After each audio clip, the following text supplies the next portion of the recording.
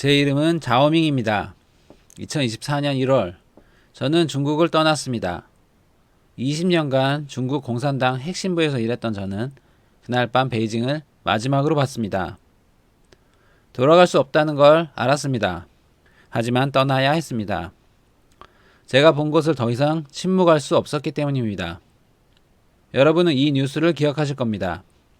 2021년 중국 헝다그룹 파산, 부채 300조 원. 세계 경제 전문가들은 말했습니다. 중국 정부의 실수다. 정책 실패다. 하지만 저는 압니다. 이건 실수가 아니었습니다. 2021년 8월 17일 중난아이 회의실. 저는 그 자리에 있었습니다. 정치국위원회 비서실장으로서 저는 그 회의에 배석했습니다. 시진핑이 말했습니다. 공동부유는 필수다. 3대 레드라인을 즉각 집행하라. 한 장관이 조심스럽게 말했습니다. 주석 동지, 그러면 부동산 기업들이 연쇄부도할 수 있습니다. 시진핑은 3초간 침묵했습니다. 그리고 말했습니다. 그게 목적이다. 저는 그 순간을 잊을 수 없습니다. 이건 실수가 아니었습니다. 이건 계산된 파괴였습니다. 시진핑은 부동산을 고의로 무너뜨렸습니다. 왜 그랬을까요? 이야기 시작 전 구독과 좋아요로 응원 부탁드립니다. 오늘 이야기 속에 등장하는 자오밍이란 인물과 일부 회의 장면은 이해를 돕기 위해 구성한 각색입니다. 그러나 부동산 규제, 3대 레드라인 정책, 공동부유 선언 등 핵심 사건은 공개된 자료와 보도를 바탕으로 재구성했습니다. 그 이야기를 지금부터 시작하겠습니다. 먼저 여러분은 이걸 알아야 합니다. 중국 부동산이 얼마나 거대한 괴물이었는지를. 2000년대 초반 중국 정부는 결정을 내렸습니다. 부동산을 경제성장 엔진으로 삼자. 그 결과는 놀라웠습니다. 2000년부터 2020년까지 20년간 중국 부동산 시장은 미친 듯이 성장했습니다. 베이징 집값은 50배 올랐습니다. 상하이 집값은 40배 올랐습니다. 평범한 회사원이 집 한 채 사려면 30년 월급을 한 푼도 쓰지 않고 모아야 했습니다. 하지만 사람들은 샀습니다. 빚을 내서라도 샀습니다. 왜냐하면 내일이면 더 비싸질 테니까요. 저는 2010년 중앙재경위원회에서 일하기 시작했습니다. 그때 제가 본 보고서에는 이렇게 적혀 있었습니다. 중국 GDP의 29%가 부동산 관련 산업입니다. 29%입니다. 건설, 시멘트, 철강, 가구, 인테리어, 부동산 중개. 중국 경제의 3분의 1이 집 짓고 집 파는 것에 의존했습니다. 그리고 이 시스템의 정점에는 3개의 거대 기업이 있었습니다.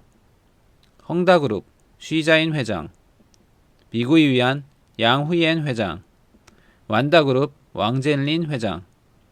이들은 단순한 기업인이 아니었습니다. 쉬자인은 전국인민대표대회 대표였습니다. 왕젠리는 당 고위층과 골프를 치는 사이였습니다. 이들이 소유한 토지는 서울 면적의 수십 배였습니다. 이들이 고용한 인력은 수백만 명이었습니다. 저는 2015년 한 회의에서 이런 말을 들었습니다. 헝다가 무너지면 중국이 흔들린다. 그 말은 과장이 아니었습니다. 하지만 가장 무서운 건 따로 있었습니다. 지방정부였습니다. 중국 지방정부 수입의 40%가 토지 매각 대금이었습니다. 시장이 땅을 부동산 기업에 팝니다. 부동산 기업은 그 땅에 아파트를 짓습니다. 시장은 그 돈으로 도로를 깔고 지하철을 만듭니다. 이게 중국식 발전 모델이었습니다. 문제는 이 시스템이 멈출 수 없다는 거였습니다. 땅을 계속 팔아야 합니다. 아파트를 계속 지어야 합니다. 사람들이 계속 사야 합니다. 멈추는 순간 모든 게 무너집니다. 2018년 저는 한 보고서를 받았습니다. 중국 전역에 빈 아파트가 6,500만 채 존재합니다. 6,500만 채입니다. 3억 명이 살 수 있는 집이 비어 있었습니다. 하지만 건설은 계속됐습니다. 왜냐하면 멈출 수 없었으니까요. 그때 저는 선배 한 명과 술을 마셨습니다. 그는 공무원 발전연구센터에서 30년 일한 경제학자였습니다. 술에 취한 그가 말했습니다. 자오, 이거 알아? 이건 폰지 사기야. 저는 놀랐습니다. 무슨 소리입니까? 그가 말했습니다. 오늘 집을 산 사람은 어제 집을 산 사람에게 돈을 주는 거야. 내일 집을 살 사람이 없으면 이 시스템은 무너져. 이건 폰지 사기 구조라고. 저는 반박했습니다. 하지만 정부가 있지 않습니까? 정부가 개입하면? 그가 웃었습니다. 정부도 이 게임의 참여자야. 지방정부는 땅 팔아서 먹고 사는데 어떻게 막겠어? 2019년 제 책상 위로 또 다른 보고서가 올라왔습니다. 부동산 기업 평균 부채 비율 180%. 정상 기업은 부채 비율이 100%를 넘으면 위험합니다. 180%는 언제 터져도 이상하지 않다는 뜻이었습니다. 헝다그룹은 더 심각했습니다. 부채 2조 4,400억 위안, 한화로 약 340조 원. 대한민국 1년 예산보다 더 많은 빚을 한 기업이 지고 있었습니다. 저는 그때 궁금했습니다. 이 정도 버블을 당 중앙은 모를까? 아니었습니다. 당 중앙은 알고 있었습니다. 시진핑도 알고 있었습니다. 2019년 한 회의에서 경제 담당 부총리가 보고했습니다. 부동산 시장이 과열되고 있습니다. 조치가 필요합니다. 시진핑은 고개를 끄덕였습니다. 하지만 아무 조치도 없었습니다. 왜일까요? 2020년 초 저는 깨달았습니다. 시진핑은 기다리고 있었습니다. 타이밍을, 적절한 명분을. 그리고 2020년 말 그 타이밍이 왔습니다. 시진핑은 기다리고 있었습니다. 하지만 그가 기다린 건 단순히 부동산 버블을 터뜨릴 타이밍이 아니었습니다. 그는 더 큰 그림을 보고 있었습니다. 저는 2017년부터 시진핑 주변에서 일하면서 한 가지를 배웠습니다. 이 사람은 경제학자가 아니라는 것을. 그는 권력가였습니다. 모든 경제 정책을 권력의 관점으로 봤습니다. 그리고 2017년 어느 날 저는 한 내부 회의에 배석했습니다. 회의실에는 10명의 정치국 상무위원이 앉아 있었습니다. 주제는 경제 안정화 방안이었습니다. 한 경제 전문가가 발표했습니다. 부동산 시장은 안정적입니다. 성장세가 지속되고 있습니다. 시진핑이 끼어들었습니다. 안정적? 누구에게? 경제 전문가가 당황했습니다. 시진핑이 계속 말했습니다. 부동산 재벌들에게는 안정적이겠지. 하지만 당에게는. 회의실이 조용해졌습니다. 저는 그때 알았습니다. 시진핑은 부동산을 경제 문제로 보지 않는다는 것을. 시진핑이 부동산에서 본 것은 3가지 위협이었습니다. 첫 번째 위협, 권력 위협. 2018년 저는 한 보고서를 작성해야 했습니다. 제목은 주요 민간 기업의 정치적 영향력 분석이었습니다. 보고서를 쓰면서 저는 소름이 돋았습니다. 헝다그룹 쉬자인, 전국인민대표대회 대표, 광둥성 정협 부주석, 공산당원. 그의 회사는 광둥성 280개 도시에 프로젝트를 가지고 있었습니다. 그가 고용한 직원은 20만 명, 협력업체까지 합치면 380만 개 일자리, 한 기업인이 수백만 명의 생계를 쥐고 있었습니다. 완다그룹 왕젠리는 더했습니다. 그는 영화관, 호텔, 쇼핑몰을 소유했습니다. 그의 자산은 한때 300억 달러, 중국 최고 부자였습니다. 그리고 그는 당 고위 간부들과 친했습니다. 저는 보고서에 이렇게 썼습니다. 부동산 재벌들은 지방정부와 깊이 유착되어 있습니다. 일부는 당 중앙의 통제를 벗어나고 있습니다.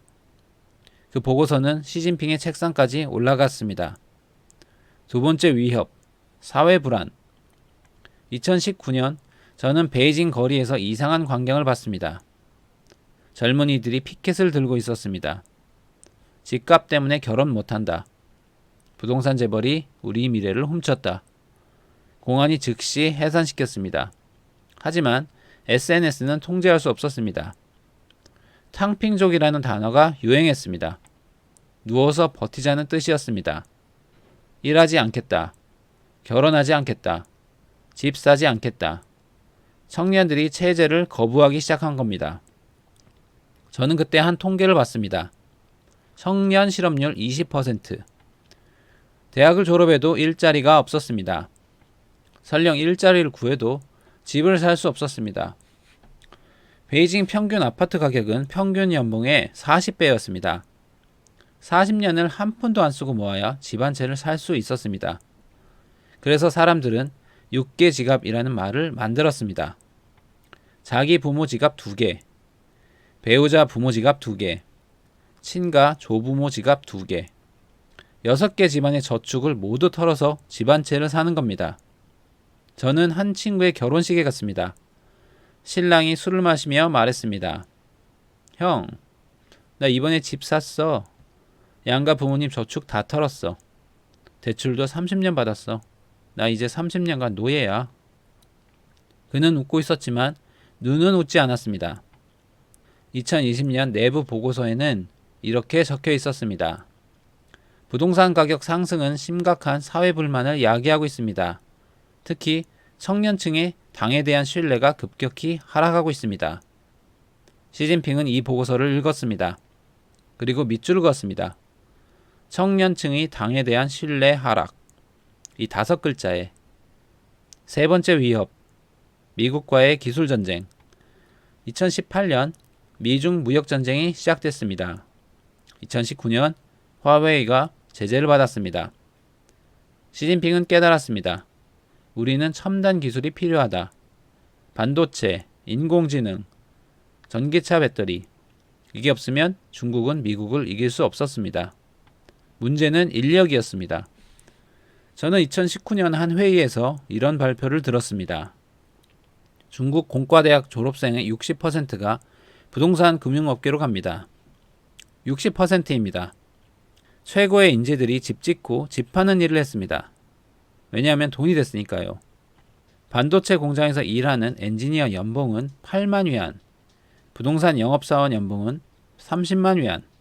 누가 공장에서 일하겠습니까? 2020년 저는 한 보고서를 봤습니다. 중국 제조업 공장 인력 부족률 35%. 공장에 사람이 없었습니다. 젊은이들은 부동산으로 갔습니다. 배달 플랫폼으로 갔습니다. 어디든 갔습니다. 공장만 빼고요. 한 회의에서 시진핑이 말했습니다. 경제 구조를 바꿔야 한다. 부동산에서 제조업으로, 금융에서 기술로. 한 경제장관이 물었습니다. 하지만 주석 동지, 어떻게 바꾸겠습니까? 시장이 이미 부동산으로 쏠려 있는데요. 시진핑이 답했습니다. 시장이 안 바꾸면 우리가 바꾸면 된다. 저는 그 말의 의미를 나중에 알았습니다. 2020년 말 시진핑은 결론을 내렸습니다. 부동산은 3가지 위협입니다. 권력 위협, 사회 불안, 경제 구조 왜곡. 그리고 이 3가지 위협은 모두 연결되어 있습니다. 해결책은 하나입니다. 부동산을 무너뜨리는 것. 많은 사람들이 착각합니다. 시진핑이 2021년부터 갑자기 부동산을 공격했다고 말입니다. 아닙니다. 시진핑은 이미 4년 전부터 경고하고 있었습니다. 단지 아무도 그걸 진심으로 받아들이지 않았을 뿐입니다. 2017년 10월 18일 베이징 인민대회당 19차 당대회 시진핑이 말했습니다. 집은 사는 곳이지 투기하는 곳이 아닙니다. 옆에 앉은 선배가 제 귀에 속삭였습니다. 자오, 조심해. 저 말은 진짜야. 립 서비스가 아니야. 저는 고개를 저었습니다. 설마요. 경제의 30%가 부동산인데. 당시 부동산 업계 반응도 비슷했습니다. 한 헝다 고위 임원이 말했습니다. 립 서비스죠 뭐. 중국 경제가 부동산으로 돌아가는데 정부가 건드릴 수 있겠습니까? 저도 그 말에 동의했습니다. 그때까지는요. 하지만 신호는 있었습니다. 2018년 초 부동산 대출 규제 강화 방안, 2019년 5월 3대 레드라인 개념 등장, 부채 비율 70% 이하, 순부채 비율 100% 이하, 현금 대비 단기 부채 비율 1배 이하. 저는 계산해 봤습니다. 헝다그룹, 비구이유한, 완다그룹 모두 이 기준을 못 지켰습니다. 유예 기간은 3년이었습니다. 하지만 부동산 기업들은 개선하지 않았습니다. 우리가 너무 커 못 건드려.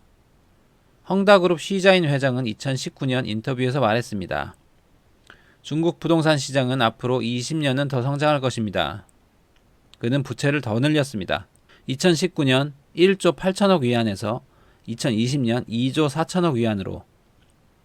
2020년 초 회의 3대 레드라인 준수율 15%입니다. 85%의 부동산 기업이 기준을 지키지 않았습니다. 시진핑이 물었습니다. 왜 안 지킵니까? 기업들이 실질적 강제력이 없다고 판단하는 것 같습니다. 시진핑의 목소리가 낮아졌습니다. 우리가 3년이나 경고했는데 강제력이 없다고 생각합니까?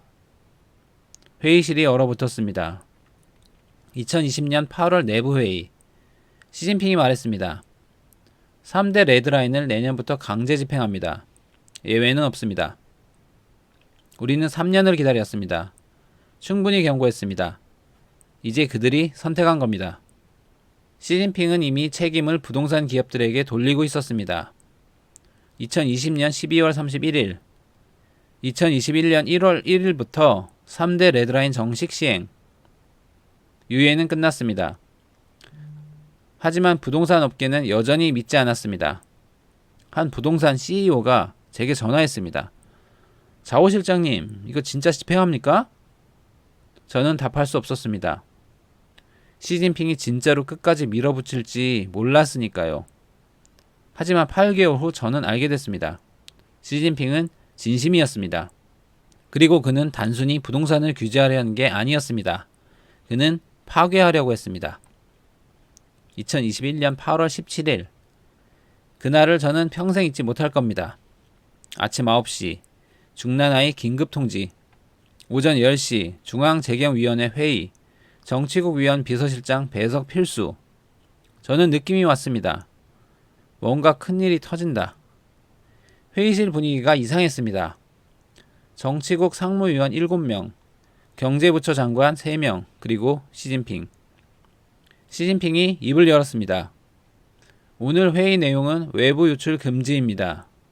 오늘부터 우리는 공동부유를 실현합니다. 중국 사회의 빈부격차가 너무 커졌습니다. 민간 자본의 과도한 축적을 제한해야 합니다. 부동산, 교육, 인터넷, 이 3개 영역이 우선입니다. 한 경제장관이 조심스럽게 물었습니다. 주석 동지, 구체적으로 어떤 조치를 말씀하시는 겁니까? 시진핑이 답했습니다. 교육 사업의 영리 행위를 금지합니다. 인터넷 플랫폼 기업의 독점을 처벌합니다. 그리고 부동산, 3대 레드라인을 즉각 강제 집행합니다. 예외는 없습니다. 한 부처 장관이 손을 들었습니다. 주석 동지, 그러면 부동산 기업들이 연쇄 부도할 수 있습니다. 시진핑은 3초간 침묵했습니다. 그리고 말했습니다. 그게 목적입니다. 그날 오후 통지문이 내려갔습니다. 부동산 기업 은행 대출 즉시 중단, 브릿지론 회수, 신규 프로젝트 승인 거부, 유예는 없었습니다. 하지만 그날은 시작일 뿐이었습니다. 시진핑의 공격은 동시다발적이었습니다. 같은 날 오후 3시 민간 교육기업 영리행위 금지, 신둥방 주가 90% 폭락, 하루 만에 시가총액 50조 원 증발, 8월 18일 디디 투싱 앱 다운로드 금지 명령, 주가 20% 폭락, 8월 20일 알리바바 182억 위안 벌금, 한화 3조 원, 8월 25일 텐센트 게임 규제, 주가 10% 하락, 8월 30일 헝다그룹 본사 긴급회의, 쉬자인 회장이 은행들을 불러 모았습니다. 돈을 빌려주십시오. 우리는 2조 4천억 위안 부채가 있지만 자산은 더 많습니다. 은행들이 고개를 저었습니다. 죄송합니다. 중앙지시입니다. 한 은행 지점장이 조용히 말했습니다. 쉬 회장님, 그게 당신 생각입니다. 중앙 생각은 다릅니다. 9월 13일 헝다그룹이 첫 번째 부도를 냈습니다. 세계 증시가 흔들렸습니다. 전 세계 언론이 보도했습니다. 중국의 리먼 브라더스. 하지만 중국 내부는 조용했습니다. 언론 통제, 헝다 관련 부정적 보도 금지, SNS 게시물 삭제. 9월 20일 또 다른 회의. 헝다 파산으로 GDP 성장률이 1% 하락할 수 있습니다. 시진핑이 물었습니다. 그게 전부입니까? 예, 주석 동지. 그 정도면 관리 가능합니다. 시진핑은 전혀 당황하지 않았습니다. 오히려 계획대로라는 표정이었습니다. 저는 그날 깨달았습니다. 시진핑은 처음부터 모든 걸 계산했습니다. 부도 규모, 경제 충격, 사회 반응. 그는 시나리오를 가지고 있었습니다. 이건 실수가 아니었습니다. 이건 시진핑이 직접 방아쇠를 당긴 겁니다. 그리고 그는 이제 막 시작했을 뿐이었습니다. 헝다가 무너지고 일주일 후 저는 한 내부 회의에서 충격적인 발언을 들었습니다. 경제 담당 부총리가 보고했습니다. 헝다 파산 피해 규모입니다. 협력업체 1만 2천 개 연쇄부도, 실업자 약 200만 명 예상. 시진핑이 답했습니다. 계획대로입니다. 계획대로. 200만 명의 실업이 계획대로라고? 저는 그날 밤 한 문건을 받았습니다. 부동산 시장 구조조정 3개년 계획. 그 문건을 읽으며 저는 깨달았습니다. 시진핑은 3가지 목적을 가지고 있었습니다. 첫 번째 목적, 민간 자본 세력 제거. 2021년 9월 24일, 헝다그룹 시자인 회장 실종. 10월 5일, 비구이 위한 양우이엔 회장도 사라졌습니다. 10월 18일, 완다그룹 왕젠린 국내 자산 압류. 내부 보고서에는 이렇게 적혀 있었습니다. 주요 부동산 재벌 3명 모두 당 통제하에 들어감. 한 회의에서 시진핑이 말했습니다. 당보다 큰 자본은 없습니다. 두 번째 목적, 민심 확보. 2021년 10월, 중국 SNS는 뜨거웠습니다. 하지만 부동산 붕괴를 비난한 글이 아니었습니다. 시자인 드디어 잡혔다. 부자들 처벌받는다. 시진핑이 서민 편이다. 한 선배가 설명해줬습니다. 실업자 200만 명은 숫자일 뿐이야. 하지만 집값에 고통받는 사람은 8억 명이야. 2021년 11월 내부 여론조사 결과 시진핑의 부동산 정책 지지율 73%, 30세 이하 청년층 지지율 81%. 시진핑은 소수를 희생시키고 다수의 지지를 얻었습니다. 대부분의 사람들은 이렇게 생각했습니다. 부자들이 망하는 건 우리랑 상관없어. 하지만 그들은 몰랐습니다. 6개월 후 그들도 일자리를 잃게 될 거라는 걸. 세 번째 목적, 경제구조 전환. 2021년 12월 내부 회의. 부동산 자금을 제조업으로 이동시킵니다. 목표, 3년 내 반도체 투자 300조 원, 전기차 배터리 200조 원, 인공지능 150조 원, 총 650조 원. 그 돈은 부동산에서 빠져나온 돈이었습니다. 시진핑이 말했습니다. 부동산은 미래가 없습니다. 반도체가 미래입니다. 청년들을 부동산에서 공장으로 보내야 합니다. 2022년 1월 정부 발표. 반도체 인력 10만 명 채용, 제조업 취업자 세금 감면. 동시에 부동산 관련 전공 대학 정원 50% 감축, 건축학과 신입생 모집 중단. 한 선배가 말했습니다. 독재국가에서는 가능해. 선택지를 없애면 되니까. 2022년 6월 통계. 제조업 취업자 전년 대비 15% 증가. 전기차 배터리 생산량 세계 1위.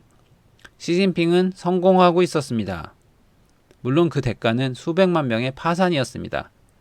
이 3가지 목적은 하나로 연결되어 있었습니다. 민간 자본 세력 제거는 당의 경제 장악력 강화로, 민심 확보는 정치적 정당성 확보로, 경제구조 전환은 미국과의 기술 경쟁 준비로. 이건 단순한 부동산 정책이 아니었습니다. 이건 시진핑의 장기 전략이었습니다. 그리고 그 전략은 작동하고 있었습니다. 문제는 그 과정에서 희생된 사람들이었습니다. 하지만 시진핑에게 그들은 숫자일 뿐이었습니다. 2021년 10월 저는 한 극비회의에 배석했습니다. 주제는 부동산 붕괴 시나리오 분석이었습니다. 경제 분석팀이 두 개의 시나리오를 발표했습니다. 시나리오 A. 자연스럽게 터지는 경우. 부동산 버블은 언젠가 터집니다. 우리가 개입하지 않아도 2년에서 3년 내에 자연 붕괴할 것입니다. 문제는 통제할 수 없다는 겁니다. 발표자가 슬라이드를 넘겼습니다. 자연 붕괴 시 예상 피해, 금융 시스템 전체 마비, 은행 부실 채권 500조 원 이상, 대규모 사회 혼란, 실업자 500만 명 이상, 정권 신뢰 급락, 당에 대한 원망 집중, 최악의 경우 금융위기가 정치위기로 번질 수 있습니다. 시나리오 B. 우리가 터뜨리는 경우. 우리가 시기를 선택하고 범위를 조절하고 명분을 만듭니다. 통제된 폭발의 장점. 시기 선택 가능. 경제가 상대적으로 안정적인 지금 실행. 범위 조절 가능. 부동산만 타겟팅. 금융 시스템은 보호. 희생양 지정 가능. 부동산 재벌에게 책임 전가. 정치적 명분 확보, 공동부유, 서민보호 프레임, 예상 피해, 실업자 200만 명, 은행 부실 채권 80조 원. 하지만 통제 가능한 수준입니다. 회의실이 조용했습니다. 시진핑이 물었습니다. 두 시나리오의 핵심 차이는 뭡니까? 발표자가 답했습니다. 시나리오 A는 우리가 당합니다. 시나리오 B는 우리가 선택합니다. 시진핑이 고개를 끄덕였습니다. 시나리오 B로 진행합니다. 저는 그때 소름이 돋았습니다. 시진핑은 부동산 붕괴가 불가피하다는 걸 알고 있었습니다. 문제는 터질까 말까가 아니었습니다. 문제는 누가 터뜨릴 것인가 였습니다. 한 경제장관이 조심스럽게 물었습니다. 주석 동지, 그래도 200만 명의 실업은. 시진핑이 말을 끊었습니다. 200만과 500만 중 어느 쪽입니까? 200만입니다. 그럼 선택은 명확합니다. 저는 그날 밤 선배와 술을 마셨습니다. 형, 오늘 회의 봤죠? 시진핑은 이미 다 계산했어요. 선배가 답했습니다. 자오야, 이게 독재의 무서운 점이야. 무슨 뜻입니까? 민주주의 국가에서는 불가능해. 200만 명 실업시키는 정책? 다음 선거에서 떨어져. 선배가 술잔을 비웠습니다. 하지만 시진핑은 선거가 없어. 국민 눈치 안 봐도 돼. 언론도 통제하고 공안도 장악했어. 그래서 가능한 겁니다. 통제된 폭발이. 2021년 11월 시진핑의 계산은 정확했습니다. 헝다, 비구이안, 연세부도. 하지만 은행들은 무너지지 않았습니다. 정부가 선별적으로 지원했습니다. 서민 예금은 보호, 부동산 기업 채권은 휴지, 사회 혼란도 제한적이었습니다. 실업자들의 시위, 공안이 즉시 진압, SNS 불만, 24시간 내 삭제, 언론 비판, 애초에 불가능. 그리고 가장 중요한 것, 국민들은 시진핑을 비난하지 않았습니다. 오히려 부동산 재벌을 비난했습니다. 쉬자인이 너무 욕심부렸어. 자업자득이야. 시진핑은 이미 명분을 만들어뒀습니다. 우리는 3년간 경고했다. 그들이 안 들었다. 한 내부 보고서에는 이렇게 적혀 있었습니다. 통제된 폭발 성공, 목표 달성률 95%, 금융 시스템 안정 유지, 사회 통제 기능 범위 내, 정치적 명분 확보 완료. 저는 그 보고서를 읽으며 깨달았습니다. 시진핑은 처음부터 이 결과를 원했습니다. 부동산이 무너지는 것, 하지만 자기 통제하에 무너지는 것. 자연 붕괴는 혼돈입니다. 통제된 폭발은 전략입니다. 그리고 그 전략은 성공했습니다. 물론 그 대가는 수백만 명의 희생이었습니다. 하지만 독재자에게 국민의 고통은 변수가 아닙니다. 그건 계산된 비용일 뿐입니다. 2022년 3월 저는 한 통계 보고서를 받았습니다.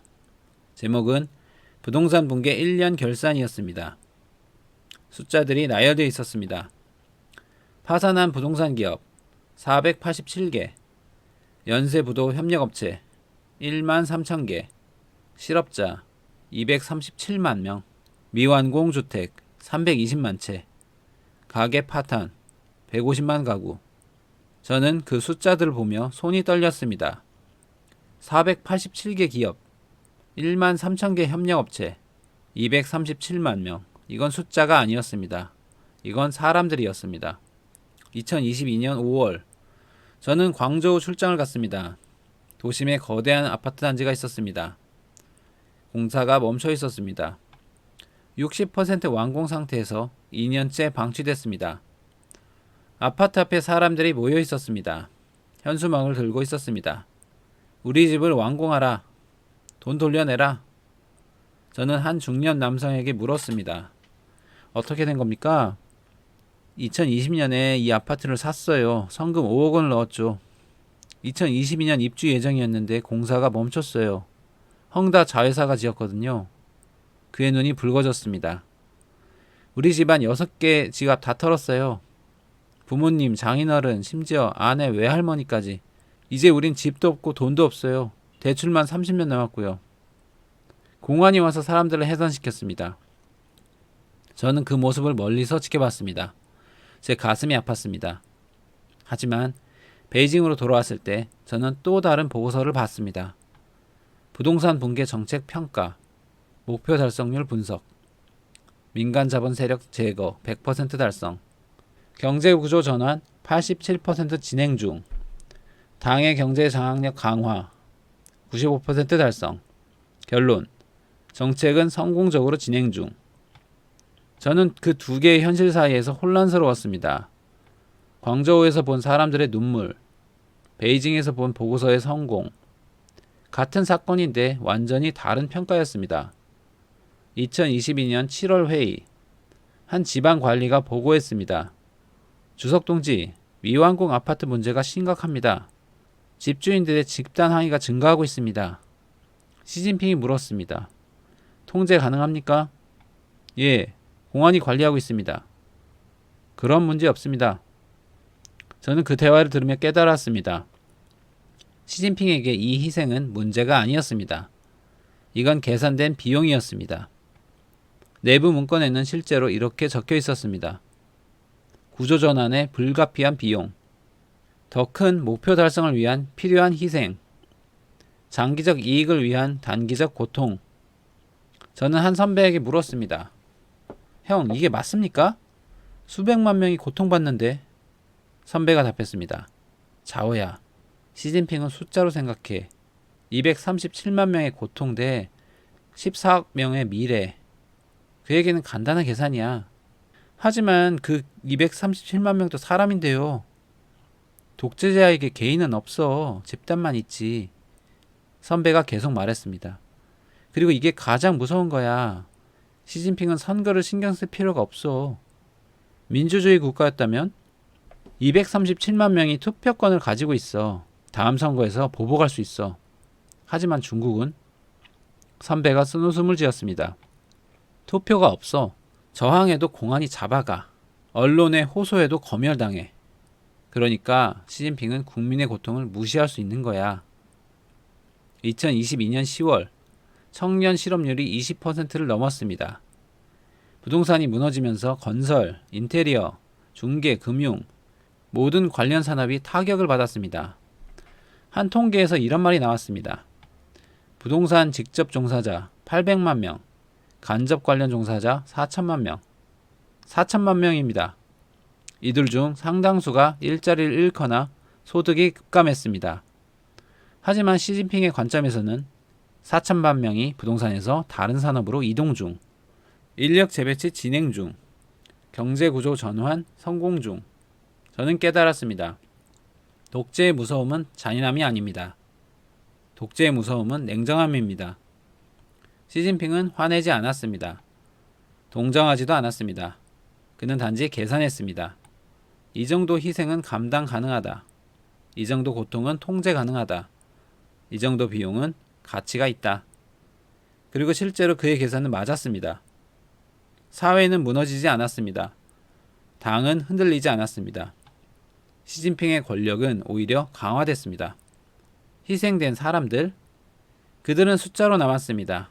보고서 한 줄, 통계 하나, 그리고 곧 잊혔습니다. 이게 독재입니다. 국민의 고통보다 당의 생존이 우선입니다. 개인의 파산보다 권력의 강화가 중요합니다. 그리고 가장 무서운 건 시진핑이 이 모든 걸 알면서도 아무런 죄책감이 없다는 겁니다. 왜냐하면 그에게 이건 희생이 아니라 필요한 비용이었으니까요. 2024년 1월, 제가 중국을 떠나기 직전입니다. 저는 마지막으로 경제 현황 보고서를 받았습니다. 부동산 현황, 베이징 평균 집값 2021년 대비 38% 하락, 상하이 평균 집값 2021년 대비 35% 하락, 광저우, 선전, 청두, 주요 도시 모두 30에서 40% 폭락, 미완성 아파트 약 600만 채, 청년 실업률 여전히 21.3%. 숫자만 보면 재앙입니다. 하지만 시진핑은 성공했습니다. 목표 1. 자본 세력 제거. 헝다그룹 쉬자인 2023년 9월 체포. 횡령 혐의로 기소. 미구위안 양후이엔 2023년 실종 후 소식 없음. 현재 중국 내에서 활동 중으로만 추측하고 있습니다. 완다그룹 왕젠린 국내 자산 대부분 압류. 주요 부동산 재벌 3명 모두 제거 완료. 그리고 다른 민간 대기업들도 길들여졌습니다. 알리바바 마윈 2020년 실종 후 공개석상 출연 거의 없음. 텐센트 마와텅 정부 정책에 100% 순응. 디디투싱 미국 증시 상장 폐지. 홍콩으로 재상장 준비. 내부 보고서에는 이렇게 적혀 있었습니다. 민간 대기업의 당 통제 완료율 98%. 당보다 큰 자본은 더 이상 존재하지 않음. 목표 2. 경제구조 전환. 2023년 통계 반도체 투자액 전년 대비 340% 증가. 전기차 배터리 생산량 세계 점유율 67%. 인공지능 관련 산업 3년간 2만 개 신설. 제조업 취업자 2021년 대비 18% 증가. 부동산에서 빠져나온 돈이 첨단 제조업으로 흘러갔습니다. 집을 지을 사람이 없어지자 공장으로 갔습니다. 부동산 투자가 막히자 반도체 투자가 늘었습니다. 2023년 12월 회의에서 한 경제장관이 보고했습니다. 경제구조 전환 목표 달성률 85%, 부동산 의존도 GDP 29%에서 17%로 하락, 첨단 제조업 비중 12%에서 23%로 증가. 시진핑이 원하던 그림이 완성되고 있었습니다. 목표 3. 정치적 권력 강화.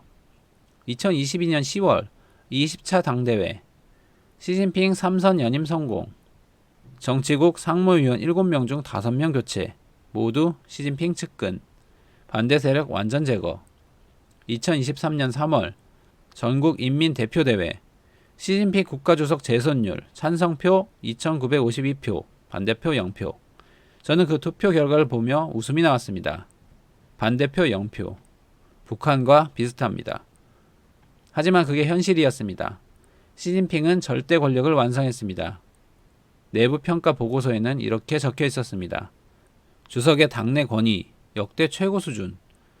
정책 반대 세력 실질적으로 소멸. 권력 집중도 마오쩌둥 이후 최고치. 저는 그 보고서를 읽으며 깨달았습니다. 시진핑은 부동산 붕괴를 통해 모든 걸 얻었습니다. 민간 자본 세력을 제거하고 경제 구조를 자기 원하는 대로 바꾸고 절대 권력까지 손에 넣었습니다. 물론 그 과정에서 수백만 명이 파산했습니다. 하지만 시진핑에게 그건 중요하지 않았습니다. 2023년 7월 한 내부 회의, 경제장관이 보고했습니다. 부동산 붕괴로 인한 사회 불안이 여전히 존재합니다. 시진핑이 답했습니다. 통제 가능합니까? 예, 주석 동지. 그런 문제 없습니다. 저는 그 대화를 들으며 결심했습니다. 나는 여기서 더 이상 일할 수 없다. 시진핑의 프로젝트는 성공했습니다. 그의 관점에서는요. 부동산 재벌들은 무너졌습니다. 경제 구조는 전환되고 있습니다. 그의 권력은 그 어느 때보다 강합니다.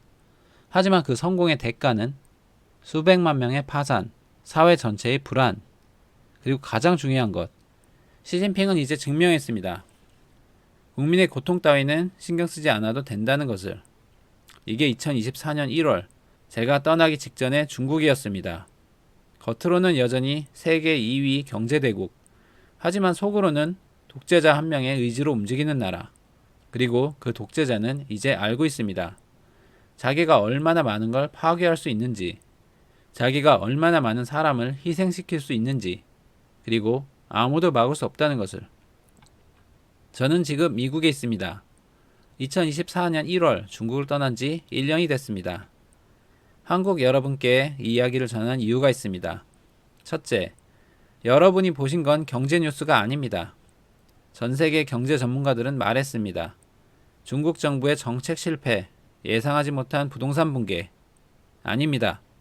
이건 시진핑이 계획한 결과였습니다. 독재 국가에서는 이런 일이 가능합니다. 정책 실패처럼 보이는 것도 의도일 수 있습니다. 국민의 고통처럼 보이는 것도 계산된 비용일 수 있습니다. 왜냐하면 독재자는 선거로 책임지지 않으니까요. 둘째, 한국과 중국의 차이입니다. 한국에서 정부가 정책 실수를 하면 언론이 비판하고 국회가 문제 제기를 하고 국민이 촛불을 들고 다음 선거에서 심판받습니다. 중국에서는 언론은 통제되고 국회는 거수기이고 항의하면 공안이 잡아가고 선거는 없습니다. 한국은 민주주의입니다. 대통령은 5년 하고 내려옵니다. 중국은 독재입니다. 시진핑은 종신 집권합니다. 이 차이가 중요한 이유는 한국에서는 국민이 정부를 통제합니다. 중국에서는 정부가 국민을 통제합니다. 셋째, 중국 투자는 정치 리스크입니다. 저는 20년간 중국 경제 정책 핵심에 있었던 사람으로서 말씀드립니다. 2020년까지 부동산 투자는 합법이었습니다. 정부가 장려했습니다. 2021년 8월 17일 하루아침에 바뀌었습니다. 수백만 명이 파산했습니다. 교육사업도 마찬가지. 2020년 최고 성장 산업. 2021년 8월 하루아침에 불법. 알리바바, 텐센트, 디디. 세계적 기업들이 하루아침에 정부 규제. 중국에서는 규칙이 언제든 바뀝니다. 왜냐하면 규칙을 정하는 게 법이 아니라 당이니까요. 여러분의 투자가 중국에 있다면 그건 당이 허락하는 동안만 여러분 것입니다. 넷째, 독재의 본질입니다. 시진핑은 수백만 명을 희생시켰습니다. 하지만 그에게 아무 일도 일어나지 않았습니다. 오히려 권력이 강화됐습니다. 왜 가능했습니까? 선거가 없고 언론이 통제되고 법치가 작동하지 않았습니다. 독재에서는 개인이 숫자입니다. 민주주의와 독재의 차이는 국민이 주인이냐, 도구냐의 차이입니다. 한국 여러분은 주인입니다. 투표권이 있고 정부를 바꿀 수 있습니다. 중국 국민은 도구입니다. 투표권이 없고 정부를 바꿀 수 없습니다. 저는 깨달았습니다. 아무리 경제가 발전해도 독재 아래서 개인은 안전하지 않습니다. 당이 필요하면 여러분을 희생시키고 당이 원하면 여러분 재산을 가져갑니다. 그래서 저는 가족을 데리고 20년 경력을 버리고 조국을 떠났습니다. 자유가 없는 곳에서는 아무리 성공해도 의미가 없다는 걸 알았으니까요. 여러분이 가진 민주주의, 자유, 법치, 당연하게 여기지 마십시오. 중국은 경제 2위 국가입니다. 하지만 독재자 한 명이 수백만 명을 희생시킬 수 있는 나라입니다. 그리고 아무도 막을 수 없습니다. 2024년 1월 15일 밤, 저는 베이징 서우드 공항에 서 있었습니다. 20년간 일하던 중난하이, 20년간 살았던 베이징, 20년간 믿었던 체제, 모든 걸 뒤로하고 저는 비행기에 올랐습니다. 비행기가 이륙하면서 창밖을 봤습니다. 베이징의 불빛이 점점 멀어졌습니다. 저는 그때 생각했습니다. 중국은 어디로 가고 있을까? 시진핑은 승리했습니다. 그가 원했던 것, 민간 자본 세력 제거, 경제구조 전환, 절대 권력 확립 모두 달성했습니다. 2024년 현재 중국은 시진핑이 원하던 모습으로 변하고 있습니다. 부동산 중심 경제에서 제조업 중심 경제로, 민간 대기업 시대에서 국유기업 시대로, 분권화된 권력에서 집중된 권력으로, 시진핑의 관점에서 이건 성공입니다. 하지만 저는 묻습니다. 중국의 미래는 정말 밝습니까?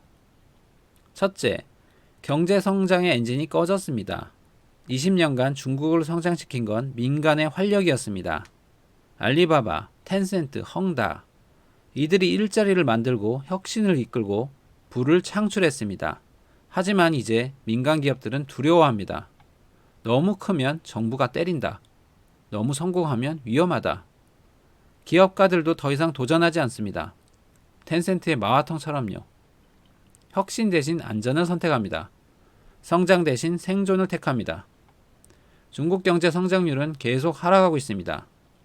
2010년 10%, 2020년 6%, 2023년 4.5%. 추세는 명확합니다. 둘째, 청년들이 희망을 잃었습니다. 2024년 중국 청년 실업률 21%. 하지만 실제는 더 높을 겁니다. 많은 청년이 아예 구직을 포기했습니다.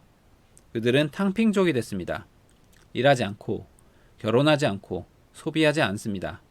왜냐하면 노력해도 집을 살 수 없고, 열심히 일해도 미래가 보이지 않고, 성공해도 당이 빼앗아갈 수 있다는 걸 알기 때문입니다. 한 세대가 좌절했습니다. 이 좌절은 중국의 미래를 갉아먹을 겁니다. 셋째, 자본이 중국을 떠나고 있습니다. 2023년 중국 외국인 직접 투자 30년 만에 최저. 외국 기업들이 중국을 떠나고 있습니다. 왜냐하면 규칙을 믿을 수 없기 때문입니다. 오늘 합법이어도 내일 불법이 될 수 있습니다. 오늘 성공해도 내일 당이 압류할 수 있습니다. 중국 부유층도 자산을 해외로 빼돌리고 있습니다. 2022년부터 2024년 중국인 해외 자산 이동 추정액 5천억 달러. 돈은 안전한 곳으로 갑니다. 그리고 중국은 더 이상 안전하지 않습니다. 넷째, 기술 격차가 벌어지고 있습니다. 시진핑은 반도체, AI, 전기차에 투자하고 있습니다. 하지만 문제는 투자가 아닙니다. 혁신은 자유에서 나옵니다. 실패를 용인하는 문화에서 나옵니다. 개인의 창의성이 존중받는 사회에서 나옵니다. 중국은 그 반대로 가고 있습니다. 통제가 강화되고 감시가 늘어나고 자유가 줄어듭니다. 반도체 굴기는 외쳤지만 중국은 여전히 첨단 반도체를 만들지 못합니다. AI 투자는 늘었지만 진짜 혁신은 미국에서 일어나고 있습니다. 돈으로 기술을 살 수는 있어도 돈으로 혁신 생태계를 만들 수는 없습니다.